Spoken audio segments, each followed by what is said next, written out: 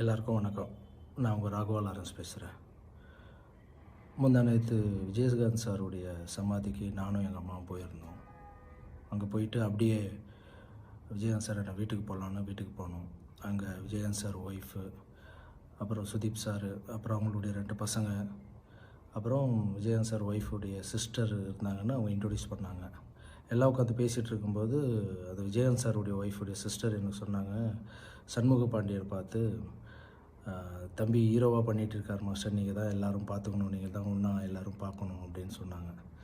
அந்த வார்த்தை எனக்கு ரொம்ப ஒரு மாதிரி, ஏன்னா விஜயகாந்த் சார் எத்தனையோ பேருக்கு ஹெல்ப் பண்ணியிருக்காரு. அவர் எத்தனையோ ஹீரோக்களுக்கு ஹெல்ப் பண்ணியிருக்காரு, எத்தனையோ தர்ம காரியங்கள்லாம் பண்ணியிருக்காரு. அந்த அம்மா நீங்கள் தான் இவங்களெல்லாம் பார்த்துக்கணுன்னு சொல்லும்போது அந்த வார்த்தை மட்டும் எனக்கு ஏதோ ரொம்ப ஒரு மாதிரியாக இருந்தது. ஏதோ ஒன்று பண்ணணும் அப்படின்னு தோணுச்சு. ஒரு 2 நாள் அப்படியே யோசனை பண்ணியிருந்தேன், அந்த பசங்களுக்கு ஏதாவது ஒன்று பண்ணணுமே.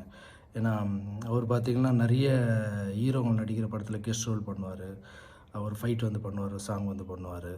ஸோ மற்றவங்கள வளர்த்து விடுறதுல அவருக்கு ரொம்ப சந்தோஷம்.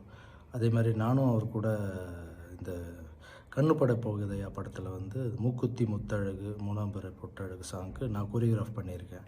ரொம்ப அழகாக ஆடியிருப்பார். என்னையும் ரொம்ப என்கரேஜ் பண்ணியிருக்காரு. ஸோ அப்படியாப்பட்ட குடும்பத்தில் இருக்கிற பசங்களுக்கு இவ்வளோ ஹெல்ப் பண்ண மனுஷனுக்கு ஸோ நம்ம ஏதாவது ஒன்று பண்ணணுன்னு தோணுச்சு.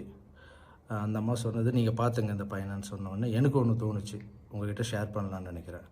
அந்த பையன் படம் ரிலீஸ் ஆகும்போது நம்ம இவ்வளோ அன்பு வச்சுருக்கல விஜயகாந்த் அண்ணன் மேலே, அந்த அன்பை அந்த பையன் படம் ரிலீஸ் ஆகும்போது அவனுக்கு ஒரு நல்ல படத்துக்கு ஓப்பனிங் கொடுக்கணும்.